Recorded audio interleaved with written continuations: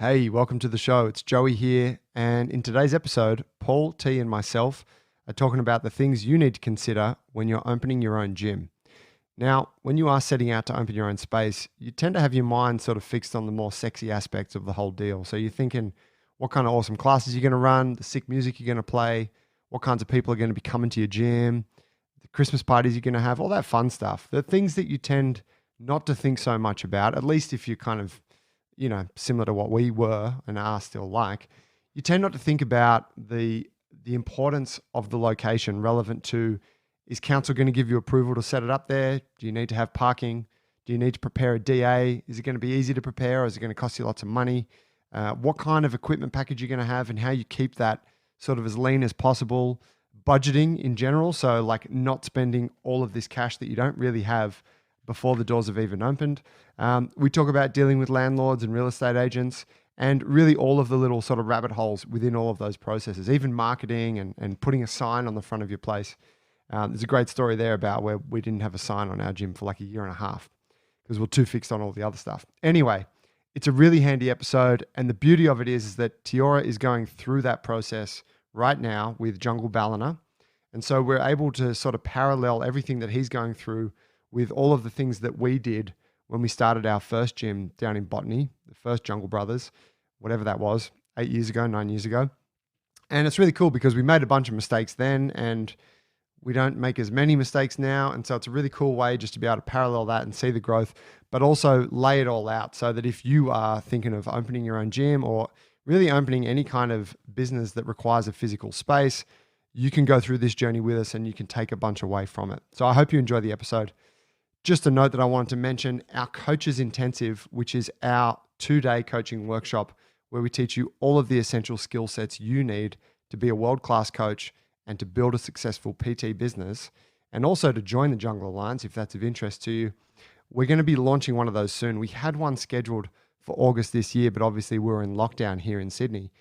We're looking at either sometime December or potentially early next year. I really want to get one in before the new year, but looking at the way the end of the year is wrapping up, it may not be the case. So if you are interested in that, let me know. I'll add you to the short list, and I'd like to get in touch just to make sure it's the right course for you. junglebrothers.com. You can fill out the contact form there, and that will go straight to me, and then I can get in touch with you to have a chat about it. It's going to be epic. And like I said, I just want to know because I can hold your place for you. We already have a few people signed up, and spots go pretty quick once we launch the thing. So in any case, enjoy today's episode about the things you need to consider when opening your own gym.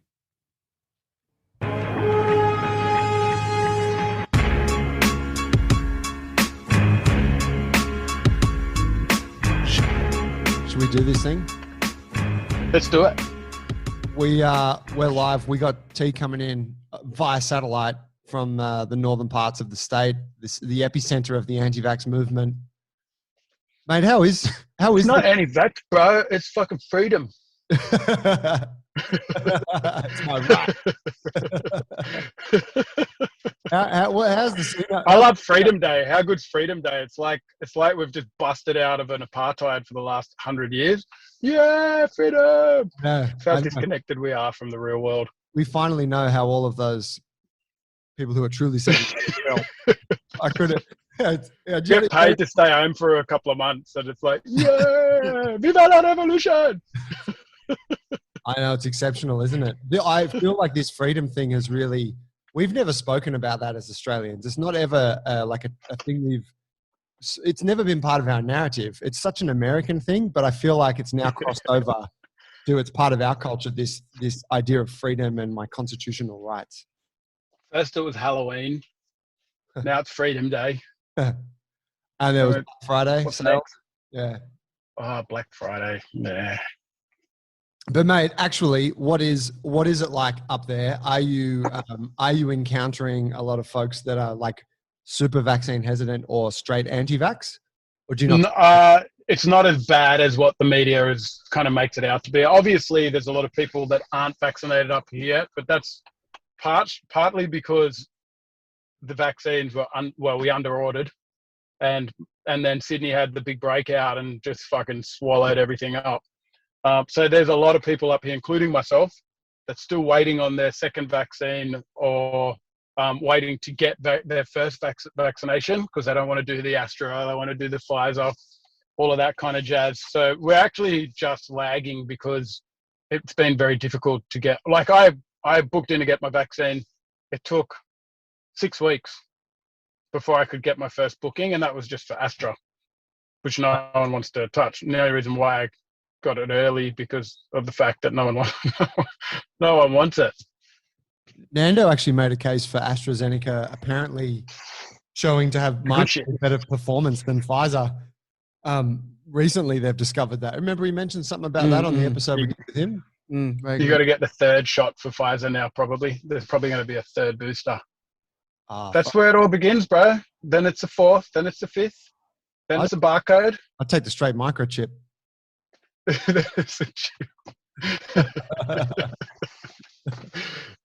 Shit. But yeah, there is actually when I drive from Mullumbimby back to Main Arm, I usually pick up a hitchhiker or two, depending. There's a campsite there called Macca's Campground, and it's got some very interesting chaps in there. And the topic of vaccination always comes up, and I've heard some rippers. Oh yeah? Yeah, the last one was fucking awesome. Supposedly all the birds that are flying around, that you see flying around your head, are actually drones. And when they land on power points, they're recharging. But when they poo on you, if they poo on you, in their poo, there is nanobot. Wow. And that nanobot gets in the skin. And if you're vaccinated, that nanobot will trigger, well, it's just another way of spreading the same nanobots. That will be eventually triggered by 5G. And the idea is that that'll then terminate your existence? No, it's a controlling mechanism. Right. So it was originally about cleaning the population, like just killing everyone. But because no one's died yet, the story's evolved into, no, it's not clearing, it's control. So you're probably actually getting controlled now. You just don't know it.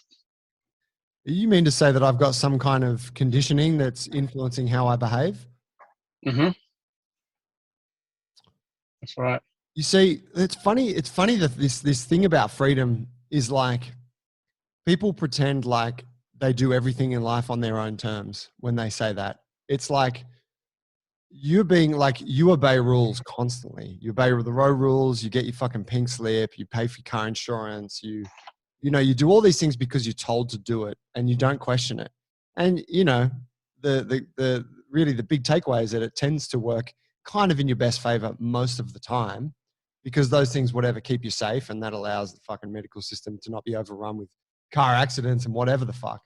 But it's almost like people think that their whole life they're just choosing to do exactly what they want, and then this is the first time that it's like, the government can't tell me what to do. It's like, motherfucker, you've been doing what they've told you to do since day one.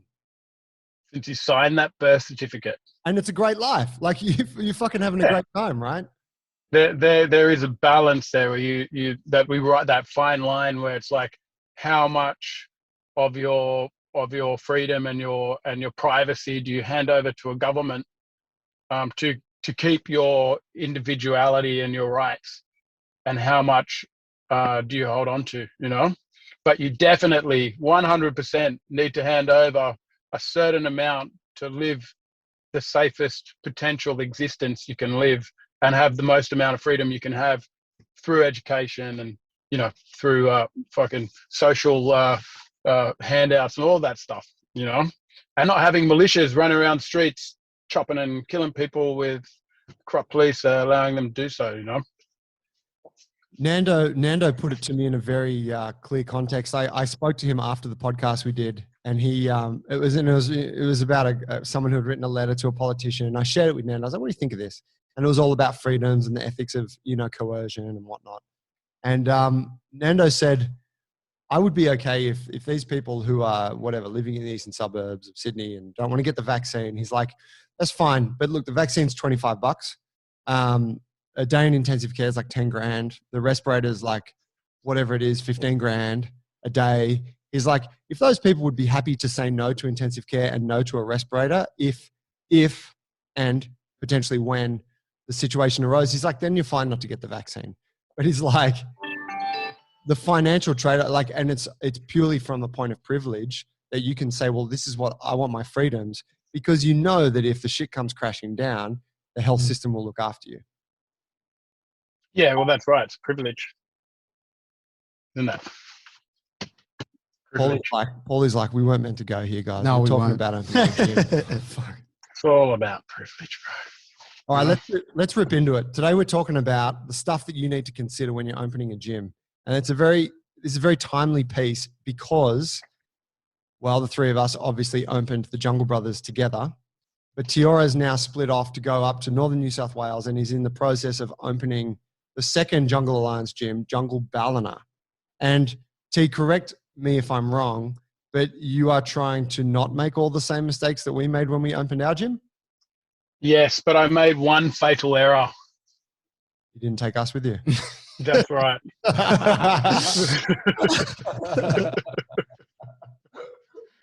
Now I'm going to do it all on my own. I didn't realize how little I did. All this time I thought I was a linchpin. It's like 10-pin bowling, and Joe's the left bumper and I'm the right bumper. He's the toddler with the ball that's too heavy. Chances of a strike are high. But it's a kid's 10-pin when they put the things in the lane to stop the ball from us. And I'm just scoring. Yeah, and I'm just scoring strikes. Yeah. And now I'm just getting gutter balls. What do you go expand on that? What are you finding is like what's been the biggest surprise in terms of like, oh fuck, that stuff? Look, I think on a serious note, going into this third gym build for us, you know. Third gym build for me up here. It is there's not as many surprises now, and I think the biggest lesson I've taken from the first two gyms is that I know that things are never going to be how you plan them to be, and it's okay, you know, because generally you have a strategy and a plan, and then you try to implement it, and as soon as it gets thrown out, you're like, oh, this wasn't supposed to happen. Fuck, you know, this is potentially the end of the line for me, the end of the world.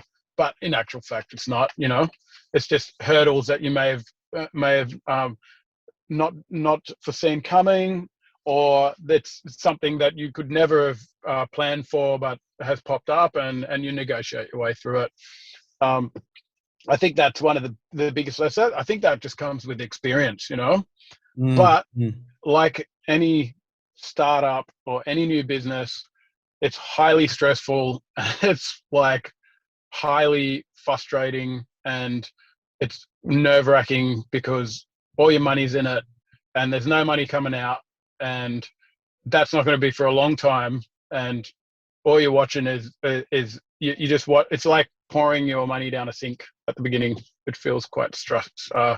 It's even if you've got, and don't get me wrong, we did our P&Ls, the profit and loss, we did our budget. We're actually in a really good situation. We've got good negotiations with our landlord. Awesome team. Everything's in place. And even though we know that this is the process that's going to happen, you still can't control the way you feel, you know? And I was saying this to Pavel the other day. I am constantly second guessing myself. So even though I'm making concise decisions where I'm feeling confident about everything, a minute later I'm saying to myself, fuck, was that the right decision to make? And I'm rehashing it and rerunning it and thinking about other options. And yeah, it's pretty consuming, you know. Can you give us an example of one of those things at all that comes to mind? The signage, where I'm going to place. And it's pretty textbook stuff. It's like, okay, I'm going to put a sign out the front of my gym, and it's like, right, well, how big is it going to be? Where's it going to go? What's it going to say? Who's doing the font? Where are you going to make it? You know, how long is it going to take to get built? Are people going to see it from the street? You know, is it going to be the same as Jungle Botany? Is it going to be different? What's it going to say on the sign? How much information? And this stuff, like, you start to get, well, you have to get it right for starters, to a point, because I got to come and look at the fucking thing every time I come to work. And if I mess it up, it's going to be like shitting me. But also, this is the front of your house, you know? And it's like, okay, well, I got to choose the right color combinations. And it's something that as simple as putting a sign up can consume your mind for days. Well, it's been weeks now, actually, back and forth with Johan, looking at how it's all going to be structured. And we finally got our design ready to go up and how big it's going to be. And now I've got to go to the sign writer and go through that whole process again. And then I've got to rig it, you know? Did you ever think about employing the strategy that we used for that when we opened our first gym in Botany, which was just to not have a sign for like the first 18 months of operation? Because you know that everyone that's going past just intuitively understands that that's a Jungle Brothers gym. The gym. They don't need a sign. And then when you do get a sign, make it out of, what did we make it? We made it out of the banner stuff. I remember we stuck it onto a... It was vinyl. It was like a vinyl sign, like a one that you would illegally strap onto a fence on the side of the highway. Yes. We like screwed it into a timber board and we reused one of those boxing bags. We had those boxing bag fucking things. We're like, well, we got to reuse this shit. We're going to save some money. And I mean, it lasted for a while and then it got wet and it fell to shit. God, it was terrible. Plus the trailer that was on Botany Road. Oh, that was the first sign, wasn't it? Yeah. We just spray painted the old gym owner's sign with like graffiti artists. There was a trailer that the original owners of the gym we bought together had, which was like, you know, had a big sign on it, like a big triangular kind of prism or like just a big triangle kind of sign. And it was, you know, whatever. It's fine. Had their name and phone number and shit. And we thought, let's just grab these cans of marking paint, like road marking spray paint that were in the gym. And we'll just spray paint over that sign. And we spray paint, like we scribbled out their name and then we wrote like new owners. You know, we probably spelt it with a Z and shit. And kind of thought that would appeal to folks.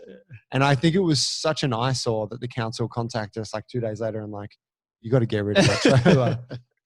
The people of Botany felt that though. Yeah, they felt we were us. real. We dropped in like. Yep. But okay, all right. Spread. I mean, but that's really interesting, you know, to think about at that time. Yeah. We just didn't think a sign was necessary. We've since learned a sign is super fucking necessary. Yeah. It's important. And not just a sign, but the font. And I mean, we've done whole podcasts on design, you know, and luckily for me, I have access to all of that already, you know, so I don't have to go through that process of finding a font that reflects the personality of your business, your gym, taglines and, you know, things that like ethos stuff and all the things that you put into your website.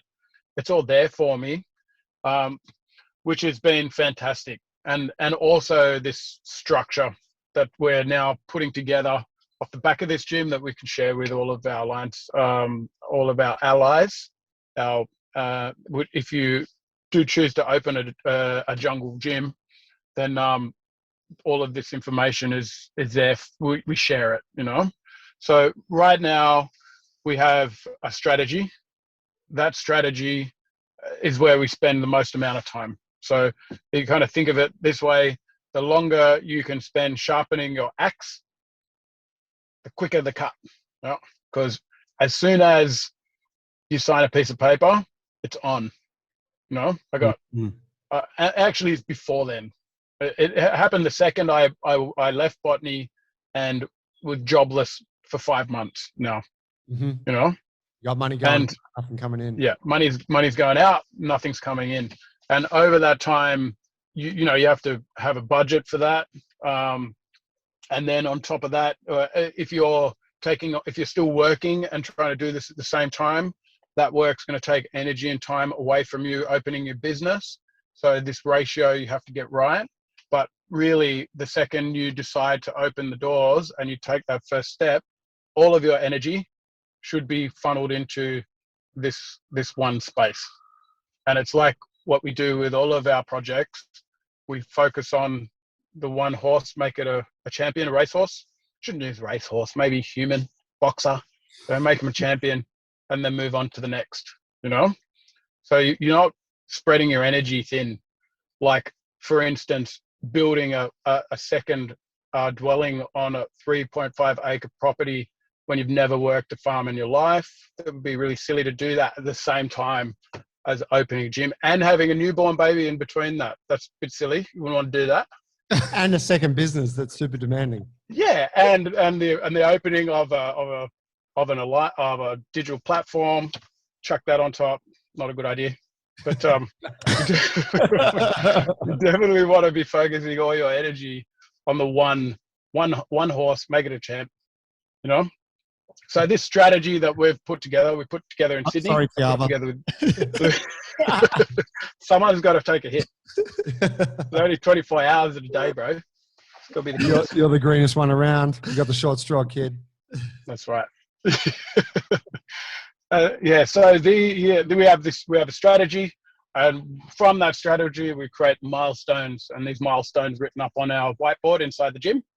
And those milestones consist of the big things like getting a DA approved, signing a lease, open doors, and then breaking even kind of thing, you know, 4 big ones. And between those milestones, you have these action tasks that you're working on day by day in your face.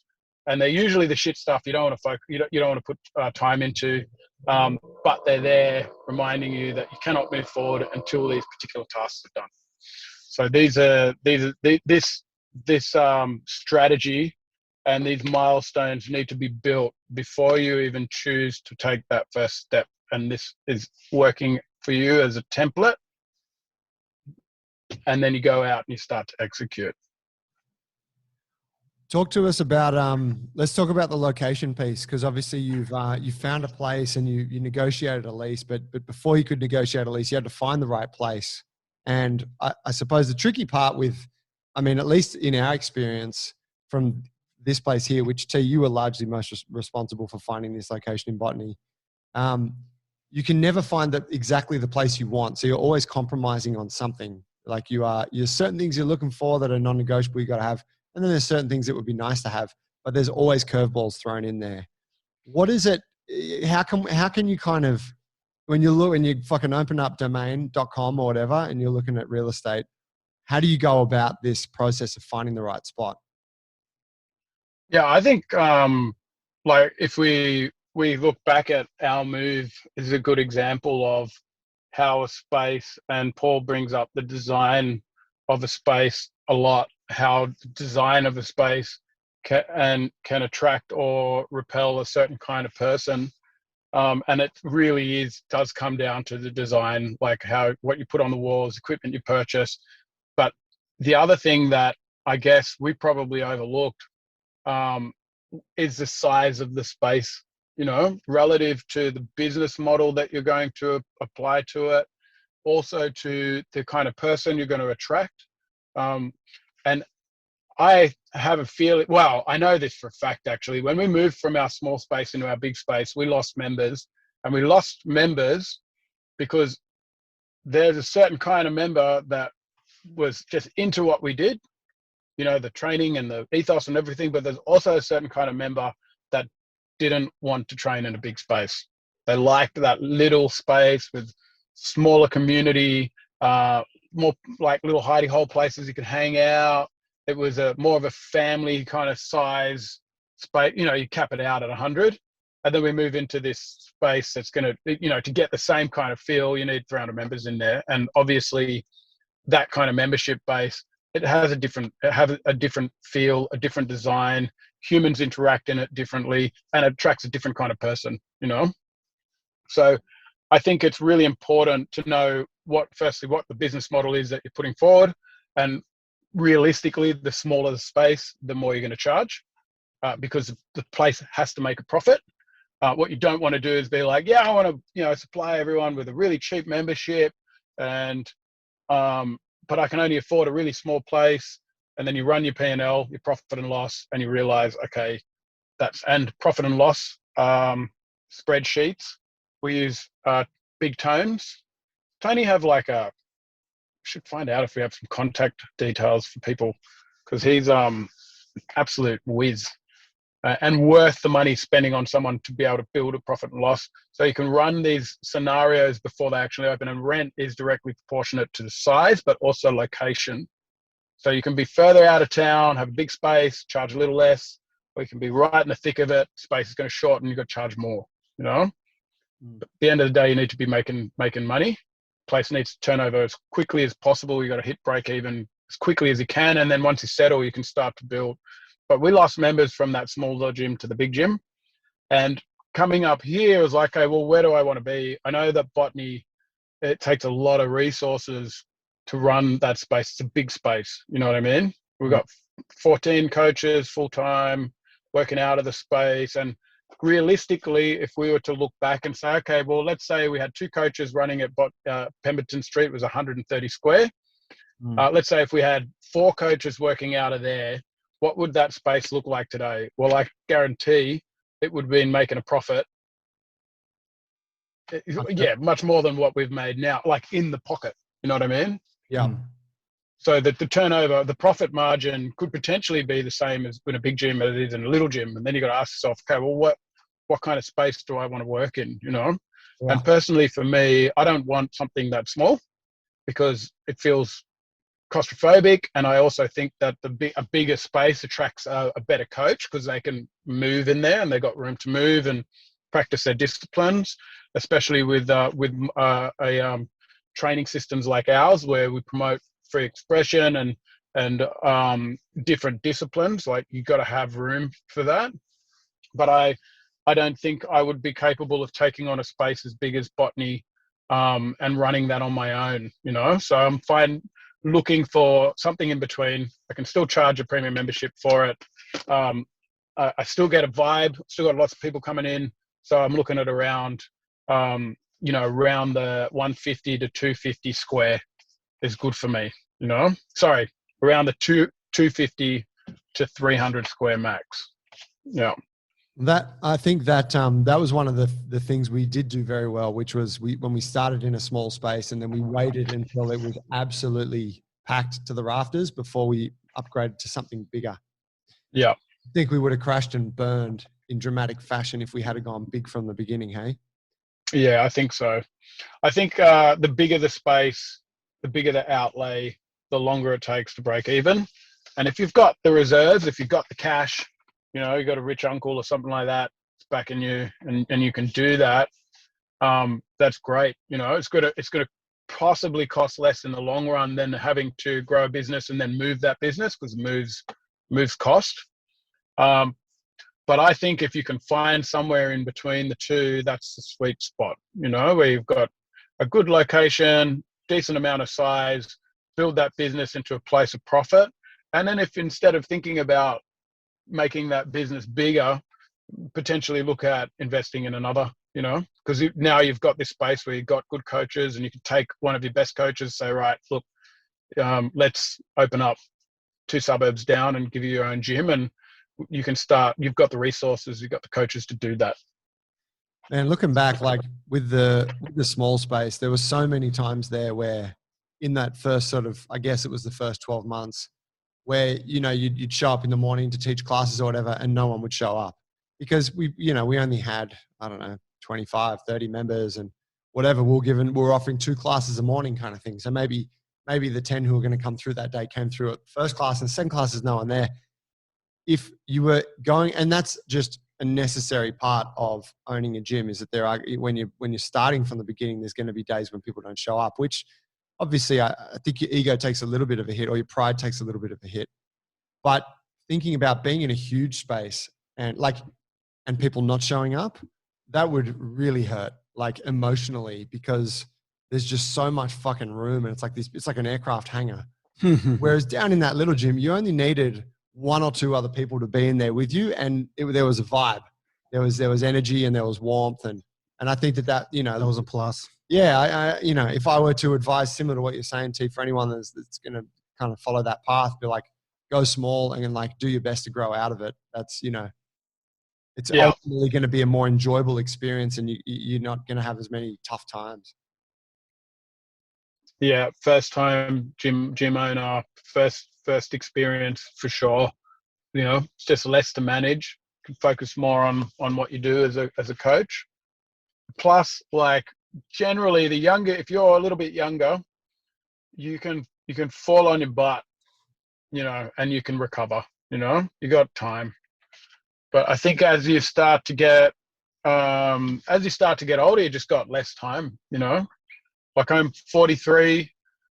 If this gym fails, to have to open up another one, you know, that's years. You know, it's going to take 5 years before a decent gym really starts to pay back what you've put into it, and then another 5 years to capitalize on some, you know, start to really put some money away. And if that doesn't work, if you don't get it right, then that's, you know, it can be you know, you got to try that. That's if you got to try that again, it could be up to 15 years. You know, I mean, I'll still look the same age, but I'll definitely not want to. People will still want to train in my gym. Don't get me wrong. I won't be that old guy that no one wants to train with. I look jacked like that guy. Oh, you won't be able to. Talk to me about what about the space itself? And you know, when you're looking at places, there's, you know, I can think of a few that come to mind every time I drive past, like a new development. Say, like I'm living in Balmain, and there's these, you know, these little developments that go on. It's like apartments up top and nice shop fronts down the bottom, and you think, oh, look at that shop front, that's cool. Like big glass front. It's on a busy kind of strip, a lot of foot traffic. I remember, like, still it appeals to me. I'm like, oh, I could open a little gym in there. And then I'm like, stupid idea, but the thought still pops into my mind. What are you looking for in a space? Are you you know, are we talking like, are you looking at office buildings, or are you looking exclusively at factories or like warehouses? What's the vibe? Well, I was going to say, sorry to jump in, T, but like, you know, with our small gym and how we grew out of it to come into this one, it also depends on where your practice focus is or where you want to head towards. And for us, was, you know, fighting was a big thing, and Olympic lifting was, you know, you were doing a lot of it, you know, back then, and we needed a certain amount of room to expand. Coming in with wanting to do jiu-jitsu and have our own stock of people and get better at striking, you actually need stock for that. So I feel like, you know, our fighting and jits and stuff would never have happened if we stayed at a small space, even though, you know, the profit margin might have been really great by now if we stayed there. But that's also kind of where we wanted to evolve in. Having the ropes here, being able to rig straps up, being able to do locomotion became, you know, the floor space, you know, always being our number one apparatus here, because of the stuff that we like to do, was a factor. So yeah, I guess you just got to think about, how you want to go and what you want to actually do in it first. So you're saying, like, for us, a place with a low ceiling would never have been an option. No. And that's what I thought about when you thought about the shop front. And I've seen them all the time. It looks clean. And I'm like, yeah, but concrete box, like, ooh, yeah, I can't fucking, and you can't lift overhead in a lot of them, you know, which is, it depends. Cause like when I think about allies and up and comers, like depending on where they're directing their practice towards, whether it's dancing or freaking, I'm not sure what it is, like this shit, that it's like, there's a culture around that they're going to want to build, and you know, a high ceiling might be for them, or they might want to have a great lean, a good space, a big garden or something like that. And you know, those office blocks, they're never inspiring. I don't find them ever really inspiring in the way that you can with somewhere that has, you know, an independent building. And not to say that it can't work, but no, but it would be less than ideal, wouldn't it? Yeah, it works for a particular model and a style of training and a target market, you know. Depends. Like 45 and body fits and whatever else it is, that style of training where you just get in and get the hell out. Yeah. I remember actually when we made the decision to go into a bigger space, we were at a crossroads where we were like, okay, do we open a second smaller gym because it was going so well there in Pemberton? It was going really well. Or do we move into this bigger space? And because our direction was to create something that was inspiring to young coaches and to create this hub and, you know, have a podcast move into the next phase and to be building this digital platform, we chose to go into the bigger space and stay together over that building phase, and to create a place that can harbor more coaches and run our coaches development, which was just kicking off in the smaller gym. We needed the space, a bigger space, because we wanted to create something bigger than just a gym. And it was a great decision that we made. But yeah, it definitely came with its hurdles, you know. That move almost sent us bankrupt a couple of times. And I think that's an important point across any of this, is that there's like an upside and a downside to every decision you'll make. And you just have to know, well, what's more important? Like, are you trying to avoid that downside, or do you really want that upside? And for us, it was like, well, we didn't start this thing just to have this one little gym down in Botany. We started this thing to create something that was bigger than us. So moving into the larger space for all those reasons you just mentioned were kind of, at that time, was like, we have to do it. There's no other choice. I remember that conversation because, you know, I remember it being a little daunting. Yeah. Because it was like, because you're having fun as well in that year and the time and everything, and it's running well, and we get to hang out a lot and train together and whatnot. And it was like all stable. Yeah, stable. So then you got all the dreams, and, you know, we visualize right ahead in 10 years time. And then you're like, well, actually, if we want to get there, we actually have to go in deep here. You're like, get out of that comfort zone. Warm in here though. Deep. Especially that toilet was real warm. Oh, wow. One little toilet block. The whole, what was it, 120 members in that space? One little right in the middle of the gym with paper thin walls. Yeah, that you're like doing your business, and then there's someone like pumping push-ups like right next to the other side of the door. Yeah. And then you walk out of the door and the whole class turns around and looks at you. They're like, you just did a poo. No extractor. And then you'd have to flush 3 times for the shit to go down because the flush didn't work properly. So you knew if someone flushed twice, they'd done a poo. You were like, dirty. I never poo. That guy's. Yeah, that was something special. So, so obviously, you know, and I mean, I asked that question with trying to sound naive, but of course, you know, we require a space like this. What are the downsides then? Just like one of the downsides we had to accept, and I'm sure T, you've had to accept with your place in Ballina, is if you're going for the joint that's like more industrial, more of a warehouse kind of vibe with the roof height and the space, you probably aren't going to get as much passing by traffic or foot traffic as you would like. No. So then you need a strong marketing strategy. I mean, the great thing about today is that the visibility of your business is actually not as important, like physical visibility of your business, like it used to be back in the day before, you know, social media and Google. Now your visibility online is the most important thing, I do believe. I mean, you guys know more about that, but I'm finding that this is where I'm spending a lot of my headspace right now and leaning on you guys a lot. Again, this is part of our strategy, our opening gym strategy, building website, setting up a marketing, our social media sites, getting the right footage, content. This is the stuff that's generally going to get you visible. I guess Absolutely. You and Paul can talk more about that. Well, yeah, I think there's a couple of facets to it, but yeah, obviously the social media part's huge. So being active on, you know, whatever platform your audience, like the people that you want to train at your gym, you need to be on the platform that they're on. So for us in our time in this place, it's really been Instagram largely. In the early days, it was Facebook, but Facebook's kind of been declining and Instagram has taken up more space. But then also now you've got things like TikTok and whatnot that are coming up that, you know, in truth, if you really wanted to maximize your effect on social media, you'd be doing that as well. The other side of the social media piece is having your website and your SEO dialed in, because and we didn't know this for a long time until we got help with it, which, I mean, thank God we did. And thank God we've been And SEO stands for search engine optimization.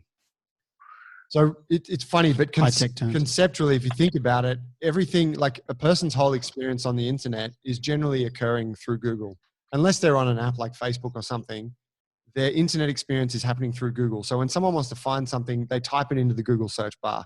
So what that means is that Google is the premier authority on how the internet is organized and what information is presented to you relevant to what you're looking for. Bastards, they have so much power right now. Yeah, so much. And so, like, if your website, if you've got a really poorly built website and you haven't considered the fundamentals of SEO, you know, which is like keywords and blogging and fucking page structure and simple stuff really, but stuff. If you haven't considered any of that, then Google automatically lowers the rank of your website. And when someone then searches for an issue, strength gym or movement gym near me, and they're like standing next door to Jungle Ballina, Google doesn't tell them that, hey, next door, there's a really good gym for you, because it thinks your website's a piece of shit. So it downgrades your business. On the flip side, if you've got a great website, you know, it's got good functionality, the pages have been planned correctly, and it's got all the keywords in there, and it's informative, and Google's like, oh, I really understand what that is, and I trust that business. So when someone searches, they're like, hey, go check out Jungle Ballina. And it's like, it's simple stuff. But I would say for most of us, most of the people listening to this, when you're opening your gym, it's kind of, unless you are a computer person already, and unless you are educated in that realm of search engine optimization, it's probably the fucking last thing you're thinking about. Totally. I'd add as well, like all of that stuff needs, even before that, and understanding all that would be figuring out your target market and doing the real hard work, figuring out, you know, what area you're in, what are you offering, and who do you want to be, like what we call our avatar, and figuring out who's our ideal client, etc. And because all the content and the marketing needs to be trying to channel towards speaking to that very specific person. Understanding all the algorithms and how social media works helps you to get connected with those people, but you got to know who that person is first. And, you know, that in itself is a really, really tricky thing, especially for a young gym owner, because usually you just want everyone. Yeah, I just want anyone. Or an old one. Yeah, what's your, or an old one, you know, but trying to be something to everyone doesn't help you on Google necessarily.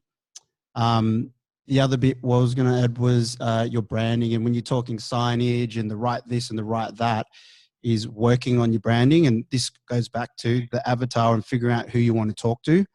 And you want to be designing that to appeal to that person, or to be sending the right message of your business. What's your mission statement? What are you trying to achieve? How are you unique? And that needs to be done really well. And in your case, T, saying you're working with Johan, like we're really lucky there because we built up a really good relationship with a designer. And, you know, finding one is really a really good one. Yeah, it's really hard to find a good one. And you can be great at design, but shitty at sitting down and understanding what the business owner is trying to achieve as well. Finding a really good one is hard. And I guess engaging with one of those to help you make brand guidelines is great, because someone like Joe Mappy, at Joe Mappy, I think it is. Something like that. Something like that. Yeah, he's a fucking whiz. He's our boy. He's Get whiz. him on Instagram. Correct. And he can, you know, someone good in that field can guide you in areas like that, just ask you questions about it that you wouldn't actually think of, because, you know. Yeah, he's been great. I've been working with him over the last week or so. Yeah. He's very patient. He's been very patient with me. Yeah. He's fantastic. That was a favor from us. Johan, be patient. Here's a cautionary tale for you on that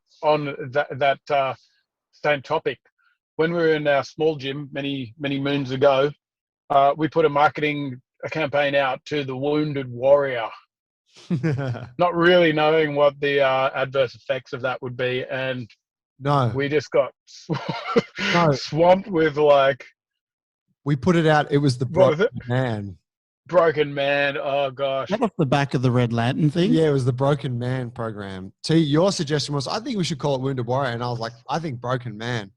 And you, Paul, you were like, yeah, Broken Man. And T's like, yeah, whatever, fine. And then afterwards, we're like, oh, that was the worst fucking name for a campaign ever. Because who came into the gym? Oh, dude, we just had like mostly men between the age of like 35 and 55 that had some kind of glory day at some point, but just didn't even want to train. Just wanted to come in and have a whinge. Yeah, Oh, wow. they were broken men. Just having a whinge. None of them signed up. They just came in and let them know that they Sucked up an hour. they could relate to the to the the marketing. Oh, dude, that I was think who people are looking for. Well, I mean, that's right. If you are looking for that, then spirit breaking. you can use our campaign name because we're probably not going to use it again. But what you put out there is so important. And I mean, everyone knows that marketing and advertising, it's freaking $billion industry. And what 3 words you put at the top of your freaking billboard really, and the colors that you choose can channel completely different audiences if you don't get it right. Yeah, I totally agree. I think An outcomes for yourself. yeah, understanding that stuff It's to daunting. a basic level is so empowering. The same as understanding SEO or understanding how to build your gym, like how to get on the tools and make shit happen, or how to run a fucking social event. Like I think we could all agree that we see having a basic understanding of all of these things is essential, because without it, you're then having to go and employ an expert, and they're charging you big bucks, which are bucks you don't have when you're starting off. So if you can have someone like a Johan, for marketing, we've always had people. We've got like John Marsh, who's really handy for us. You can check out John Marsh's stuff if you need ideas. He's got an amazing Instagram account. But having those people that you can ask, and they in one conversation they can reframe how you think about it, and you're like, holy shit, I was doing it all wrong. I was staring at this little thing the whole time. Yeah, yeah. And I'm Yeah. going to say as well with the marketing stuff, not to throw out any, like you're talking about signage, physical signage as well. Like and I'm trying to think outside of our gym and your gym, but someone could be opening a gym in somewhere rural, or in what you really want to do is you want to analyze, what you need and what your audience is and where you are and how people receive information in the area. Yes, most people receive it over their phones, their smartphones and whatnot, but you want to have a strategy for online and offline options as well. And it might be really effective in your area to do other more, analog campaigns, flyer drops and signage and Yes. stuff like that. Mullumbimby Rainbow Times newspaper, I'm not sure. Mm. And it's all about testing as well. So you got to put that out and see how it Sort of brings back. is. Yep, and then make adjustments. And you can find a good channel that's producing leads for you and working really well, and then it just dries up. Mm. And then you're like, oh shit, I'm going to try that same thing I did last year at this time with the same message, same everything, and then all of a sudden just doesn't work. And then it's just never ending, isn't it? Really, just trial and error, find something that works, work on that. But it's hard to be working in that headspace, and I think it can be filled with a lot of traps where you're like, okay, do I try this new marketing campaign? It doesn't sit with me. I don't want to use emojis, and I'm not in, I don't want to talk about body fat percentage and that kind of, see, Scotty, I don't want to talk about, dropping fat and all this kind of stuff, because it doesn't sit with my ethos. But then at the same time, you're like, fuck, I need people in my gym, and this is proven to work. So, it's a bit of it's a fine line, isn't it? We've done that That before. knife's edge. It really is a fine line. But we've done that before in terms of like making a conscious decision to take an angle on a campaign, because our gym, we know that physical training is what gets people in the door, but what they get inside of here is much more, and often physical training is not the thing that keeps them here. So we've made campaigns where we're like, we know it's this thing, but we know once we get them through the door, we'll be able to show them the rest of it, type of thing. So, yeah, like it's a good point to make with marketing. We've also never had great responses from those things, though. It's true. No. Whenever we've gone like, all right, let's do a weight loss challenge, or let's do a fucking thing that's like, let's, as we see it, let's lower our standard to talk more on that level that all the other gyms do. And every time we do it, it backfires. You get some people. Yeah, we pretty much stopped. So I think about what has worked well for us, and for us, it's been a long game, but it's being ourselves, having the podcast, having the Instagram, telling the stories consistently, and leading from the front. So people are like, fuck, they're doing something different over there. Even if it and I wouldn't necessarily advise this to another person kicking off, but like for us, it's almost been the case of, I think the public looks at it like, I don't really know what's going on there, but the place seems fucking cool. I want to check it out. Yeah, I think that's probably true. That is true, what you say. But then that's specific to living, I call this affluent Sydney. And if you were to go to a different place where people are not as educated or open-minded to this type of training, they've been exposed to lots of different stuff, maybe the time's up for the HIIT training scene, etc. Like, then, they're more open to coming to here. But say you were in, I don't know, somewhere where they didn't necessarily understand. Ballina? Somewhere where, maybe Ballina, where that's a trigger for them. That's where my new gym is, by the way. So there you go. It might work. It might work to get people through the door. Yeah, I think you got to stick to your values. I really do. And within your values, there are certain things that like getting lean and getting strong. That's something that we love doing, and there's nothing wrong with like punting that. But I think if it was like okay, toning up and losing weight, that it's very you're kind of saying a similar thing, but one thing is talking to the people that you want, and one's talking to the people for me that have a different value to me. When it comes to delivering. You definitely What's that? No, don't want to sell out. You don't want to sell out. Subtlety in like how you frame your campaign. Yeah, but it's interesting. Sorry, after no, you go. Well, it's this same what Paul's talking about seeing who's in your area and how you target the market, find the people that you want in your gym. Everything that I had, all the research that I had done prior to coming up was on Mullumbimby, Bilnudgel, Ocean Shores. These areas are like in the center of the Byron Shire.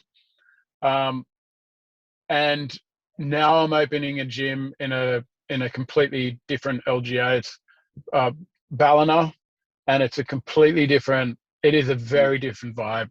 It's like night and day. Ballina going back to the vaccination rate. Ballina has one of the highest vaccination rates in New South Wales. Mullum has one of the lowest. Wow. You know what I mean? And this is and with that, there's a different kind of human here.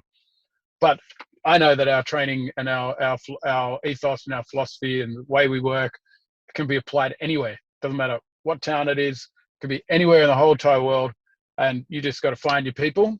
I know they're here in Ballina for sure, and there's probably people going to travel from a couple other towns away. But the style of the gym, it's not going to be the same. I'm not going to have a bamboo rig and breath work, which I would definitely be doing in Mullum, But here it's got to be a little cleaner, Now that I'm bolting on to this climbing gym that's going to have a $2 million kit out, I need to make sure that the kit that I have in here, I've got to spend a little bit more just so it balances out.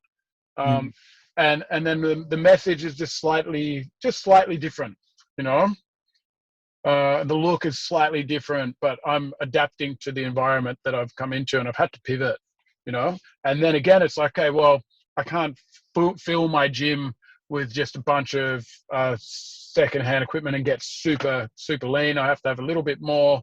I've got to spend a little bit more, and then my P&L starts to shift again. And now it's like, okay, budget's moved, and now that pushes out my break-even date even more, a couple of months further before I start seeing any money coming in. And these are the curveballs that you can't see coming, you know. But it's very difficult to get a space in the area that I wanted, because COVID has pushed so many people out of the cities that they're just grabbing whatever locations they can, and they're paying premium dollar for it. And the people that are moving out, the ones that can afford it, and they're like, yeah, I'm going to start my business and I need a micro business, whatever it is, and I need somewhere to store my shit or to build that business. And as soon as something pops up, they jump on it. And a gym is, make no mistake, is a high risk investment. So when you're dealing with a landlord and they've got someone who's just going to be using the space for storage, and it's an established business, and they can show people on paper, okay, this business turned over this much money forever and whatever. And then you come in as a gym, generally unless you have a very tight business plan and some kind of established, you know, backing or whatever it is, you're going to come up second best. You know, you're not going to get the location. Generally, you got to fight a little harder for it. You know, Or you got to know the guy who owns the property. Or you got to know the guy who owns the property, which came in really handy, which was very strange and quite surreal, but an amazing help for us.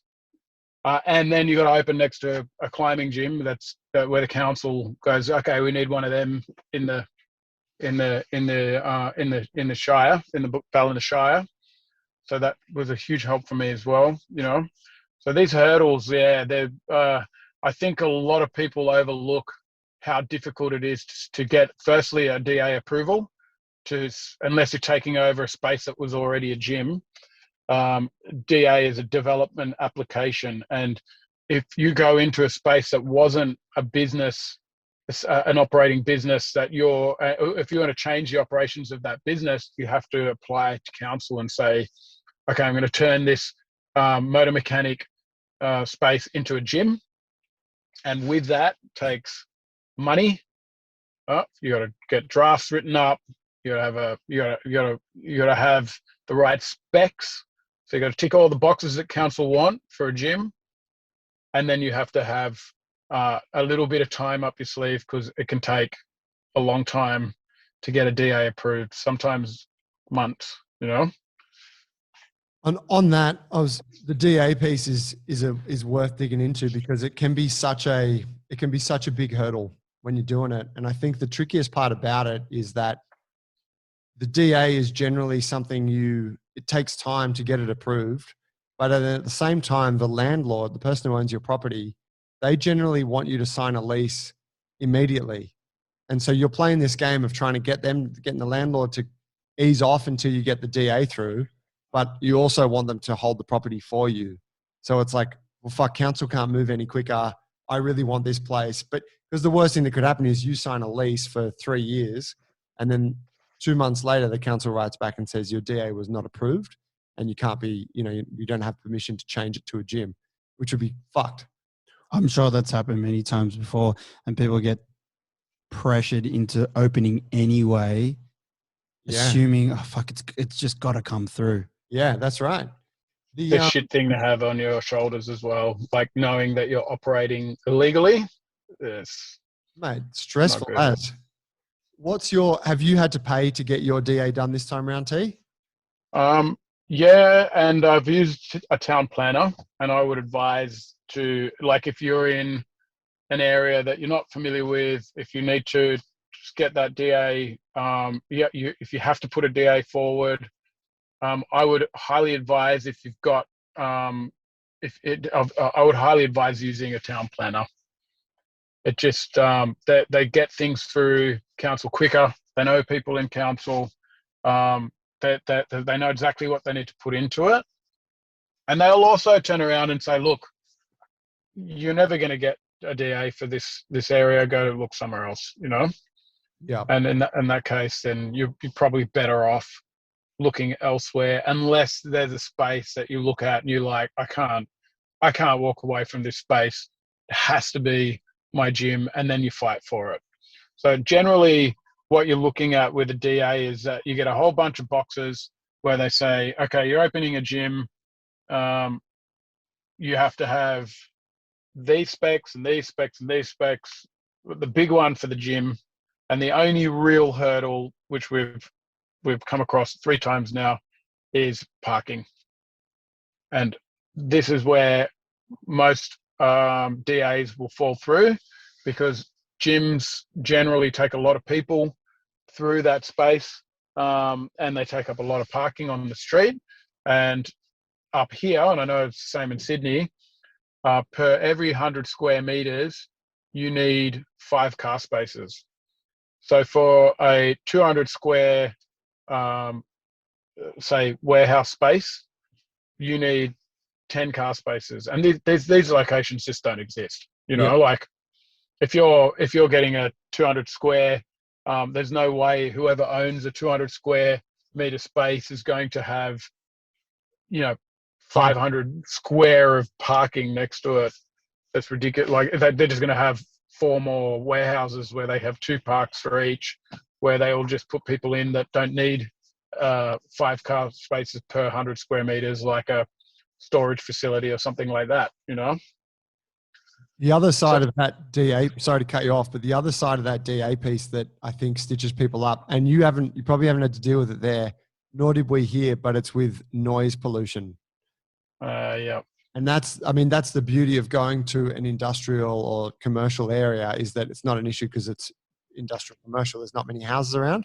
But if you are in a place that's like bordering a residential area, you could totally get knocked back, because they also see gyms as making a fuckload of noise, and that disrupts. Yeah, noise is a big one too. I think, when you look at these boxes that you need to tick, you don't necessarily have to tick them all. And this is what I think a lot of people don't realize. Everything is disputable, but you have to come to the council with a good argument. And Joe had to do that for Botany when we needed, I think it was probably, they were looking at, I think it was 15 car spaces. We had the equivalent of like 6. But when you put forward our proposal, tell us about what you did to dispute the fact that we had to get, that we didn't have that extra 10 car spaces on location. There's a few options. Yeah, so it was 2 parts. One was I measured the distance from the gym to the main road where the bus stop is, and that was within a certain distance, which relieves the standard of having to have so many parking spaces, because you are within a certain proximity to public transport, meaning people don't have to drive to your gym. The other part of it is that most of the busy periods here are in the morning or in the night. And I came and researched the area. I think one of you guys did on one end of the day. We did it a couple of times just to be sure, but we came in and took photographs of the available parking spots on the street in the morning. Traffic report. Yeah. And then we just sent those photos to them. We put that in our DA. So I prepared the one for here, which was cool. It saved us some money. But it was like, these are all the parking spaces that are available on the street. Our gym is busy at these times. Here's the reports from a client relationship management software that shows that they're the busy times. And here's our timetable. So the way it worked out was that the busy period on the street was actually during the middle of the day when we don't have a lot of people here. Thankfully, they were cool with that, but I suppose they potentially could have easily just have knocked it back or not been cool with it if they wanted to. Yeah, well, I think we also we showed them where the vicinity of most of our members were, and they were all within walking and riding distance. We said that we were putting bike racks out the front, and we always promote individuals to come by foot and to ride their bicycle. So just all of that stuff accumulated and added up can make a difference. I had something to say on the matter, I've forgotten. But yeah, it's a tricky one, because you've taken the rent on or the lease, and you're still waiting for this DA to pass. I think the good thing about a town planner is that they can look and say, okay, there's a 90% chance you're going to get it, or 70 or 60 or whatever. And then at that point, you got to take a plunge or take a risk, and that's what I did here. What did you have to spend on the town planner? I think it's going to cost about $1,500. for the town planner to actually put forward the proposal, but then you have to get drafts drawn up for the gym. You can do this yourself if you want to, but it's always more professional coming from a draftsman, and that can get expensive. If you at this point, and this is something that I'll always do, is just ask for help wherever you can, and just get as many favors as you can from whoever you can, so you're not spending huge amounts of money on stuff you don't need to. And I think sometimes, especially when you're dealing with, young gym owners, again, that are very proud about the way they hold themselves, and you want to get out there and you want to do it on your own, and you want to prove to the world that you can do it yourself. But in actual fact, that's just your ego getting in the way of you being successful. At the end of the day, if there is someone there that is next to you that's like, I want to help you succeed, then you take the help. In fact, you just go out asking for it. Ask people for money, ask people for their skill set, ask people for their advice. Lean on every single person around you, every resource you have to help you get over the line, because once you do, you can give back to that person tenfold, repay the money with interest. You can have a space for them to train in, you can give them the satisfaction of them knowing that they've helped you succeed, and then and maybe all they want in return is recognition for helping you out, and a thank you and a cuddle and all of that. So it really has been the thing that's been the most important tool for us, the three of us, and even now are the people that are around us that have supported us with our growth. And I think if you're not leaning on the people next to you, if you're not surrounding yourself with the right people, asking for the favors, know that the competition that you're going up against and it's one person versus 5, or one person versus 10, or 1 versus 20, and with a shitload of cash behind them. If you want your space to be successful, then you have to be comfortable to ask for help. Yeah, that's a great tip. You've always been exceptional at that, and I think it's just proven itself time and time again with JB's how many of the people have come up at different times to help us, and it's like every part of our gym has had the contribution of someone who trains in here at some point, hasn't it? Yeah, I would say it wouldn't be what it is today without them. And not just the help, but the investment that everyone's had has made the place what it is in terms of emotional connections and relationships that everyone has.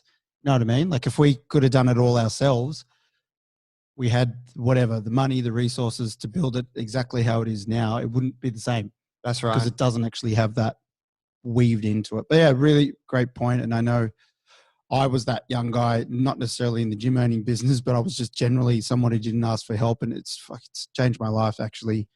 Being able to do that, it's the ego. It's built in. I had just as a contrast, there's some mates of ours that own a gym in Sydney who they were in an industrial area, like in a commercial piece of real estate, but they had big problems with their DA, and their gym was already open, and they had all this pushback because bordering the industrial park that they were on were houses, and they had to pay. I think it ended up costing them about 24 grand to get their DA done, because they had to get professional noise pollution tests done. So they had to have a third-party agency come in, put up this apparatus and measure the noise output from the gym for a fucking 2-month period or something, and then prepare a report and include that in the DA.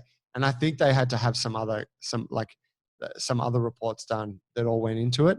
It was a real nightmare for them, and it's resulted in them being a bit restricted about what they can and can't do from their space. Which is just, I think it's very relevant. If you're looking at a space, it's really relevant to think about that, because maybe the location is more important. Maybe being in a particular spot is so important to you strategically that you're happy to compromise on some things, but maybe it's not. And you're like, you know what? I don't want fucking any of this heat. I'm going to go somewhere that's, a lot more comfortable for me to set up.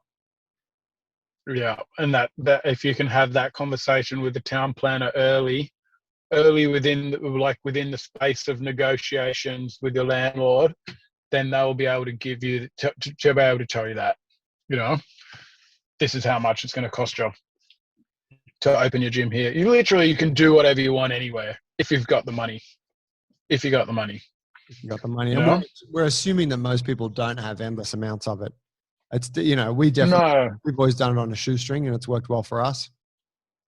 But you walk into some gym, you see some of these new like a new space that's opened up in town or in the city or whatever, and you can see that someone's had access to a shitload of funds. We're talking like 10, 20 million to dump into a gym, and you walk in, it's fucking shit. No vibe. There's no real love in the build. It's all outsourced, and a lot of those spaces, they have the target market, but a lot of them don't actually survive. Yeah. There's no one with passion behind the build.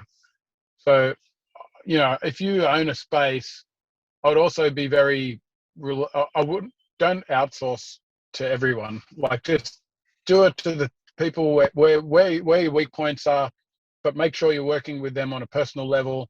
And then when the build starts and the layout and the equipment purchases and the signage and all of that, just be part of that. That's your house. And when people walk in and they see that you've made an effort, that's what matters. You spend a fraction of that kind of money, and people can walk into your space and go, "This is fucking sick." This is cutting edge. I've never seen anything like this before. And you can accomplish that response and spend $10,000 on your kit out. Well, this brings me to my next question, and I suppose kind of the last sort of topic on this on today's chat, but that's the equipment and the budgeting piece, which is like, okay, you've looked at this joint, you got this big room that you got to fill. You've probably got all these hopes and dreams about what you want in there. How do you draw a line between having the essentials versus blowing a bunch of money on shit you don't need? How do you make those decisions? You're going to. I sat down with Paul. Yeah, we had to. Remember, we looked through my P&L. Yep. So I looked through my P&L with Paul. Yep. Before I moved up, and Tony brought down the reign of reality, where I had like everything in there from every like rollers and balls and everything that we've got in Botany, TVs and iPads and shit, everything, and my gym was going to break even in like 3 years or so. Something ridiculous like that. And I called up Paul and I was like, bro, I need to, can you look at this for me? Because it's looking like it's pushing I can't keep myself afloat for this long, So we just went through it all, like each one going, okay, do you need this? Do you really need this when the door's open, or can it come later on down the track? Yeah, it's a tricky one.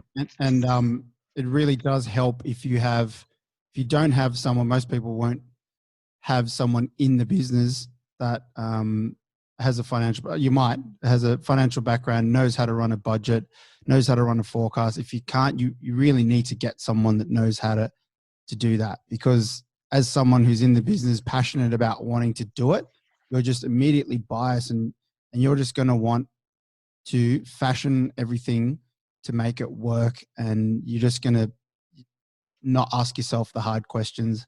So getting advice from someone is probably, and someone to take you through it. And again, as T said, like whether you pay someone or you ask a friend, look to your family members and friends who are business owners, get advice from them. Maybe they can help you or give you a spreadsheet. Well, Jungle Alliance will have these resources for you. Then, it's a really great place to start. But it's really, you want to have this as early as you have, T. And as you said about opening the acts, getting that fine tip right down to the dollar. And budgets are never static things either. So in making your budget for first opening your gym, you have to consider, when your break-even point is and what market you might be fishing for in the first 3 months, 6 months, because it's going to be potentially different in 12. So what you're going to invest in for equipment is going to be affected by the answers to all those questions all put together. There's essentials in there that you can get people training and doing body weight and go really lean, or maybe your business is built around the fact that you're an Olympic lifter. So you actually have to have these, you have to have plates and a few racks and whatnot. You touched on it before when you said that floor space for us has always been our best apparatus. And I think that for most folks who are in this realm, like even if you are more biased towards, lifting barbells or, the fight stuff, whatever, space is still the greatest thing you can have. Floor space, because you can customize it, moment to moment. But also the other thing that's I think really nice about starting lean with a small kit, and we did this when we started with our first gym. They had a bunch of shit. We threw most of it out, and we just had some kettlebells and a few barbells and a pull-up bar, pull-up rig, whatever. But the beauty is that it allows you to evolve the space and add to it kind of gradually over time. So you go, oh, fuck, what would be really cool? We could extend the pull-up bar and, let's do that. And then you're like, shit, we don't have quite enough barbells. All right, let's buy one more barbell and a couple of plates. And you kind of running lean, you're making it work, but you're only spending money on the things that you need.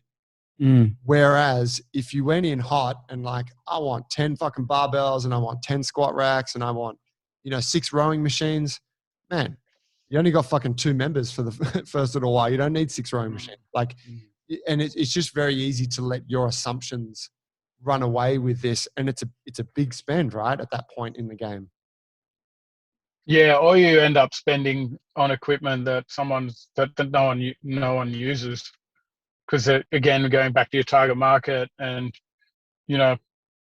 all of a sudden you've got, going back to the rowing machines, 4 rowing machines that just never get put in the programming for whatever reason it is. And then you're like, shit, I've just spent however much money on something that's just sitting there gathering dust, Yeah. I've kind of worked around the process of getting like the centerpiece, that one kind of eye-catching piece that's going to get used for everything, and that's generally a rig. How you manage to rig that and self-express with that piece of equipment, I think is really important color-wise, and how you can make that thing look like a point of difference. The flooring, what you're saying before, how important that is the other thing. Like, it's not just the most important, it's actually the most expensive piece of equipment you got in the gym. Mm-hmm. Yeah. You're paying rent indefinitely for that floor space.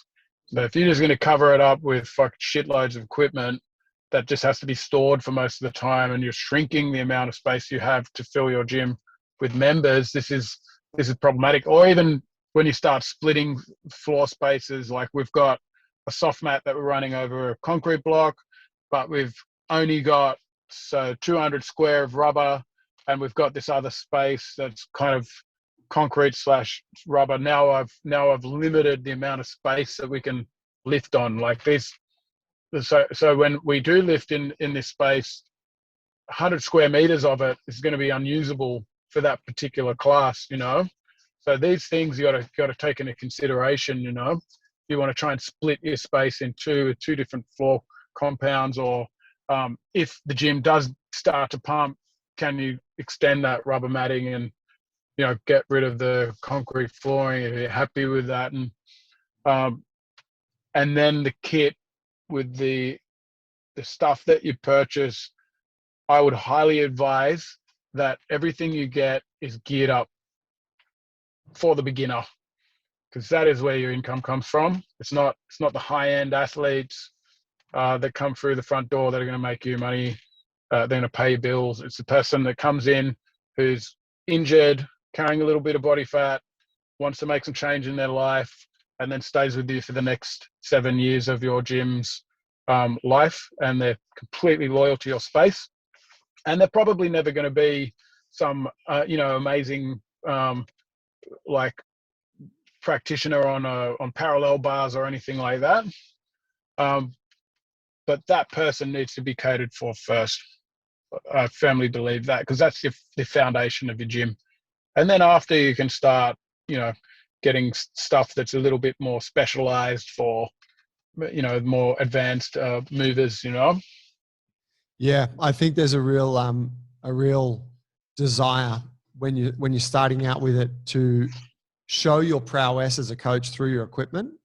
I know it's definitely a part of the strength and conditioning world, but it's like we've got multiple different types of barbells here, and a camber bar and a trap bar, and we got this squat rack with these cool features for, and it's like none of that shit matters. You just need like a fucking barbell that plates go on, and something that the bar can sit in. And a lot of that stuff just gathers dust, Yeah, it does. Or I mean, can. Obviously, unless that's totally your bread and butter and that's all you do. But if you're looking at doing a place that's catering for small groups, you don't really want any equipment that can't be utilized in a class. And if you've only got one of something or even three of something, how do you incorporate that in a class where there's 18, 20, 24 people training? Yeah.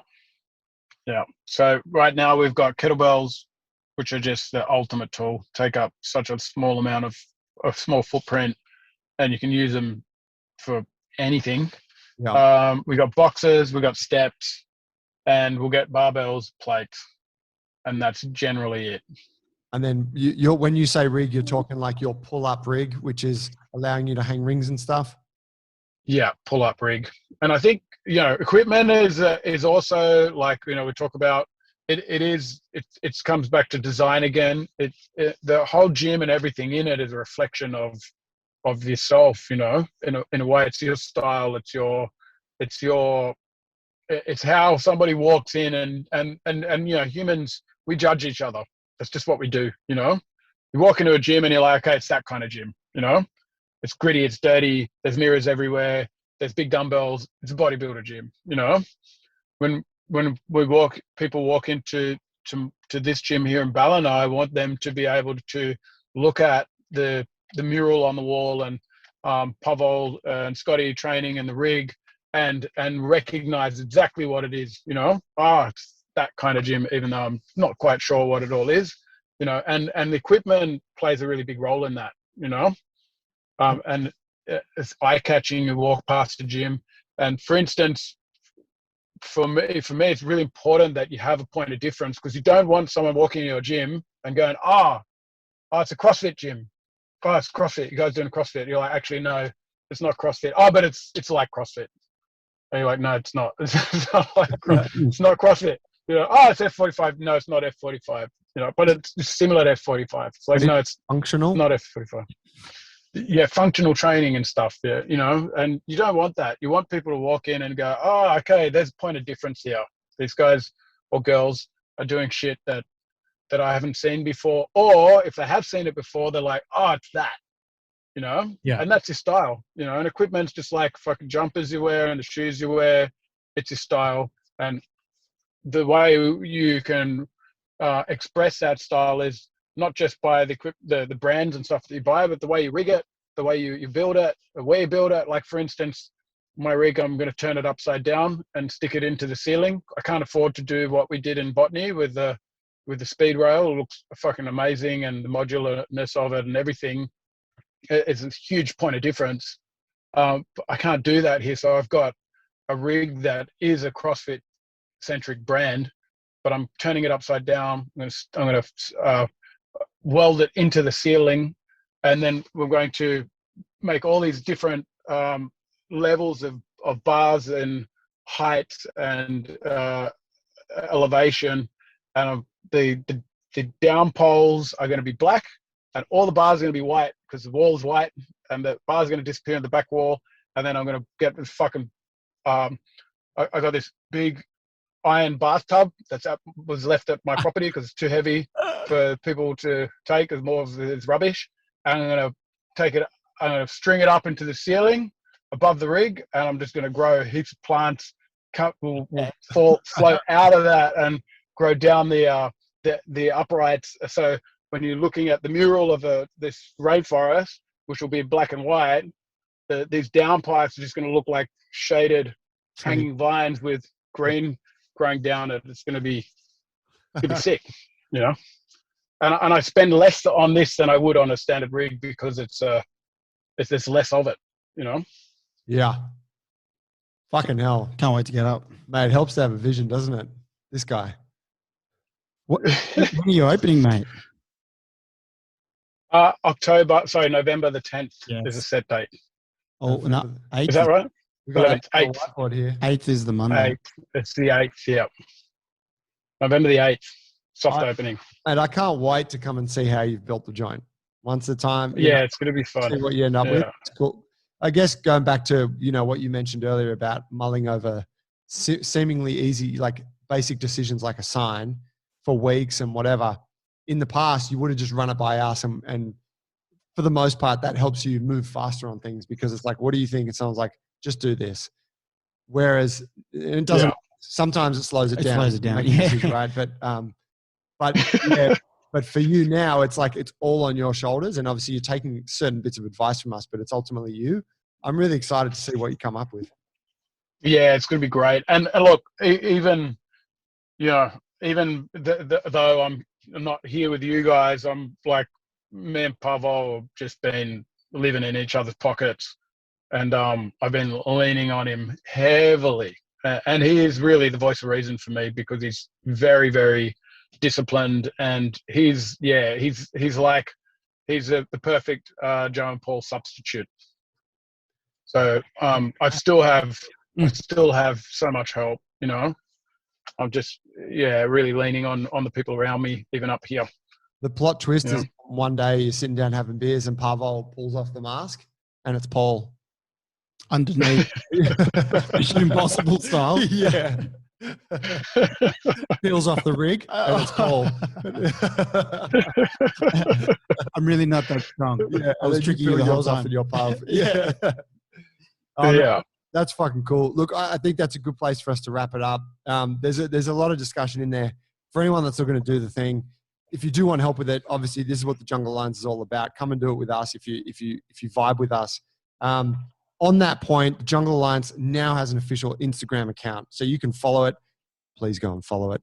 It's a very new account. It needs the numbers, and if you want to see what Paul T and myself are doing specifically with this next chapter of the business that we built here in Botany, and is now extending to Ballina and hopefully the world, go to @Jungle Alliance on Instagram, and you'll see it there. Like I said, it's young, but give us a bit of props. If this episode resonated with you in any way, please help support the show. Screenshot it, post it on your Instagram story, share it with a friend. Just do something. It helps to get it out there and then for us to keep doing the thing. I think there's going to be more follow-ups in this realm where we go into different aspects of building the business. And I think that, like T, the journey that you're on right now, building your place, is the perfect time to do that because you're just going to be going through these stages for the next 5 years. Yeah, there was so much that we could have actually zeroed in on when T was talking, like the property thing. God. Yeah. And working that out. Spent a whole session just on that. Oh, we'll be back. Negotiating. Oof. Yeah. All that stuff.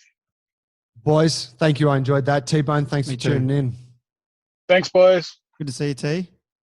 You too. Guys, thanks for listening. I hope you enjoyed the episode. We'll catch you next week.